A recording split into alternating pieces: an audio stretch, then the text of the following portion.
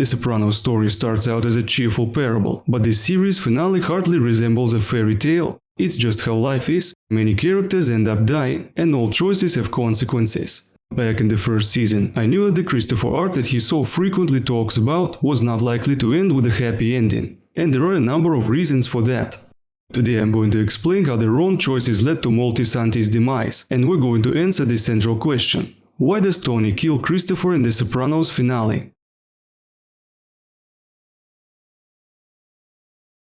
In spite of Christopher's complaints about not having an arc, the reality is that everyone has an arc, though it looks different. Christopher's arc starts from the moment he is born. We all know that the conditions in which we are born greatly affect us, as do the people around us. Moltisanti's drug addiction was the result of both nature and his upbringing. From a natural point of view, Christopher, like his cousin Tony Blundetto, a gambling addict, appears to have inherited his addiction. What's worth realizing is that Christopher is Dickie Moltisanti's son, and as we saw in the film The Many Saints of Newark, Dickie was a heavy drinker, sipping whiskey here and there day and night. There's no mention of his other addictions, but alcohol is a serious drug too. Dad's bad habits will come back to haunt Chris as he begins to follow in his footsteps.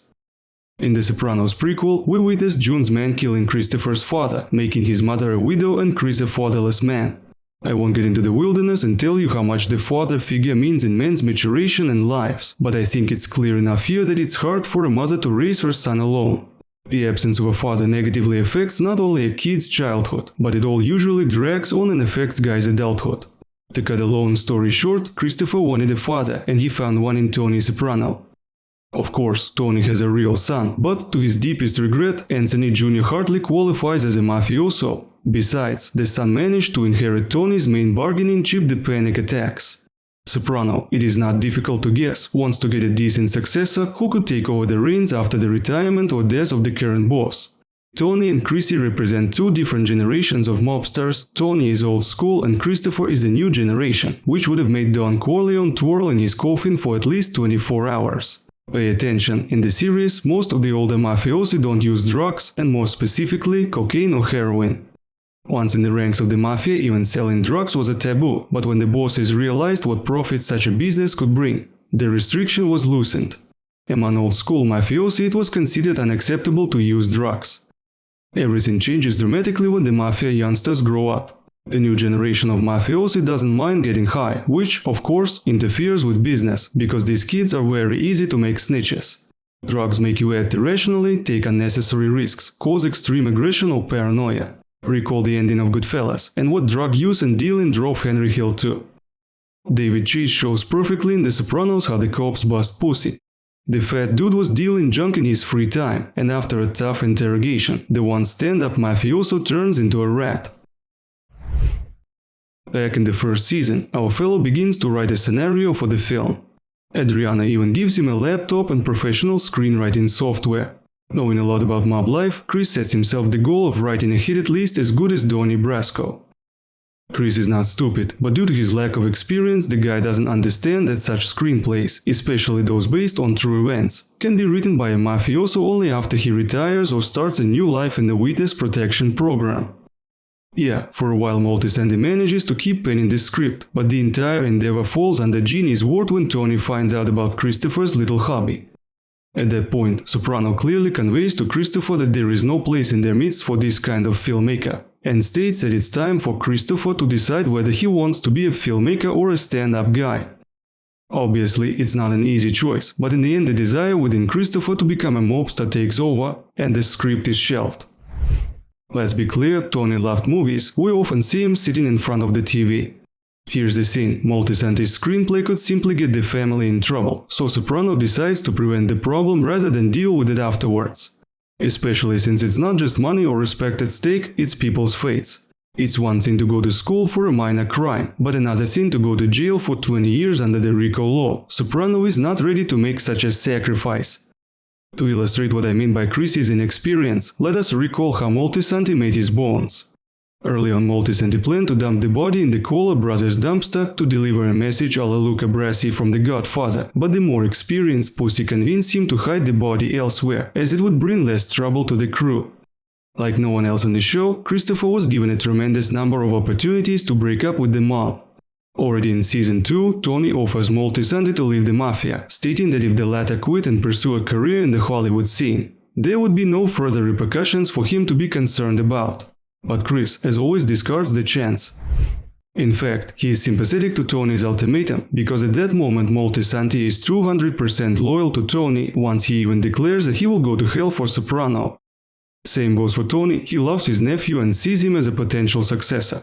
Tony wants to teach Chrissy the way of the wise guy, so he puts his nephew in charge of a phony stock scheme. Shortly after, Chrissy's underlings make a failed attempt on his life, as a result of which Moltisanti is hospitalized for a long time. Next, Tony personally decides to get even with Chrissy's assailants, and, together with Pussy, gets rid of Matthew Bevilacqua.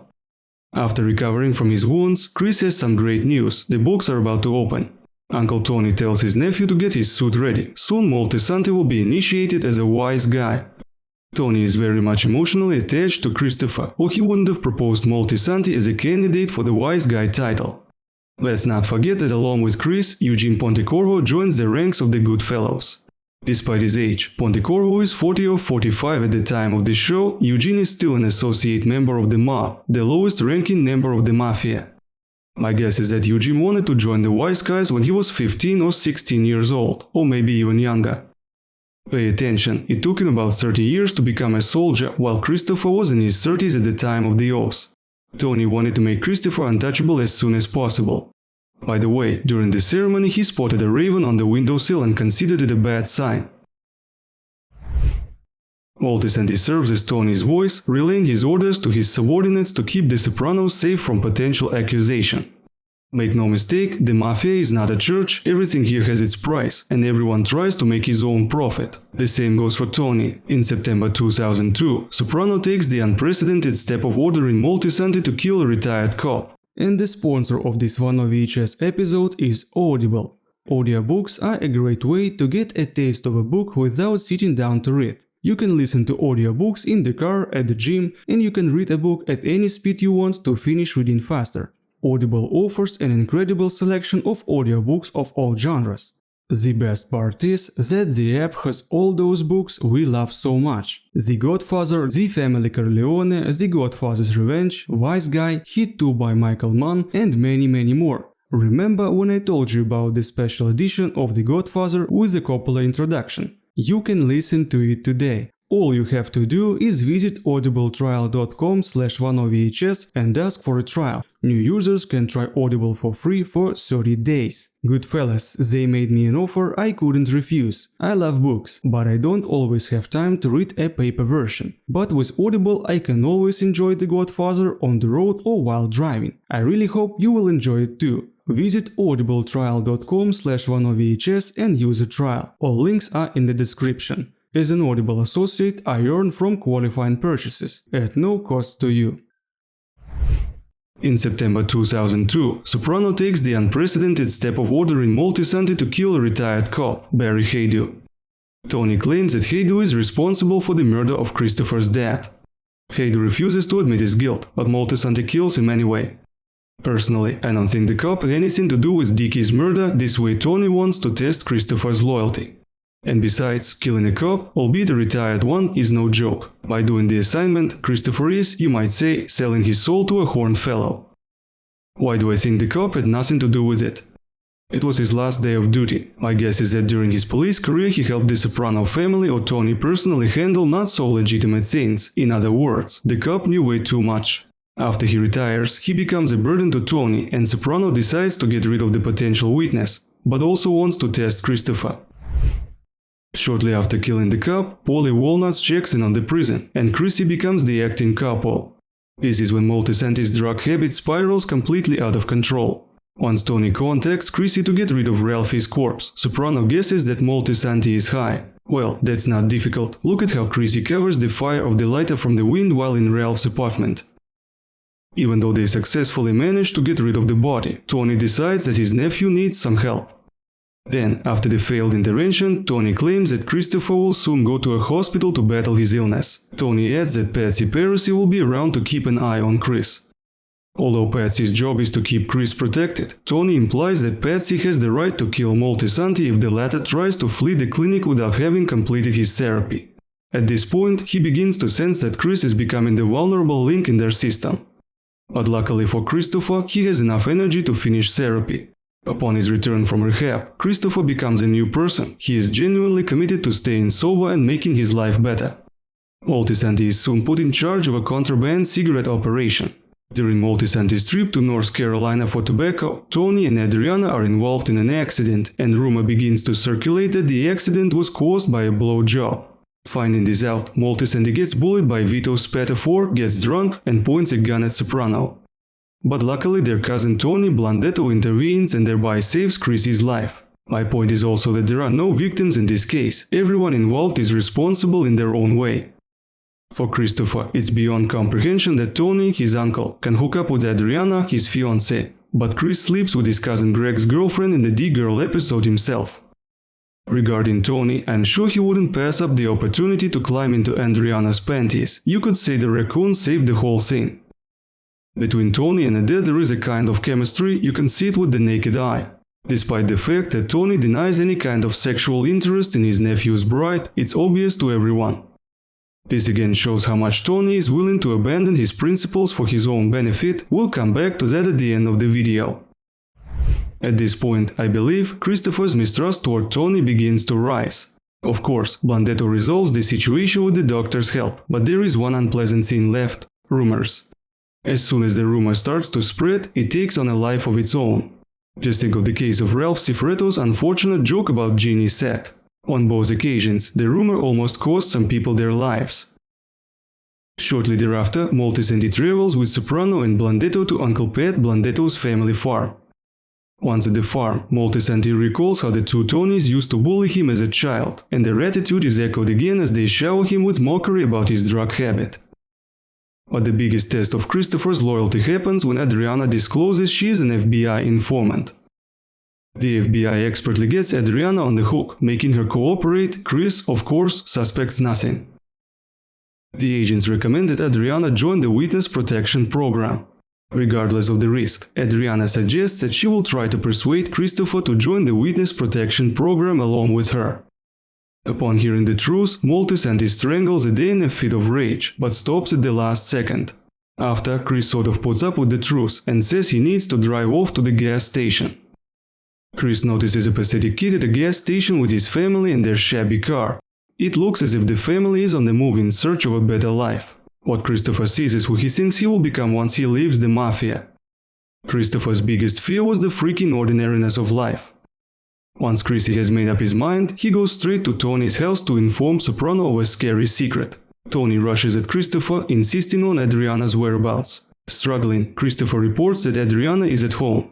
Next, Soprano through manipulation makes Adriana believe Moltisanti attempted suicide, further adding that he has already sent Silvio to take her to the emergency room. In the end, they take her to the woods and execute her. While Christopher tries to reassure himself that he made the right decision, by season 6 he ceases to be anything like himself. His marriage is to a woman he barely knows. Chris realizes deep down that he has surrendered the one person who truly loved him. Despite the tremendous sacrifice he has made for his family members, Chris gets no appreciation in return. Christopher visits Dolan to speak out. JT informs Christopher that he doesn't want to hear about his mafia affairs. Furious, Christopher pulls out a gun and blows a hole in the writer's skull. Following Dolan's death, it's clear to us that Christopher's story arc is about to end, especially since, seconds before Dolan's demise, Christopher is threatening to spill the beans about Tony Soprano's secrets and unveil the specifics of Ralph Cifaretto's death. The luck of Christopher comes to an end in the episode Kennedy and Heidi. Both he and Tony are involved in a severe car accident while returning from a meeting with Phil Leotardo. Comfortably Numb is the song he listens to during the ride. The song is sung about the lifeless condition attained while on drugs. Having alcohol and drugs in his blood, Christopher loses control of the car, runs off the road, overturns a few times, before stopping in a ditch.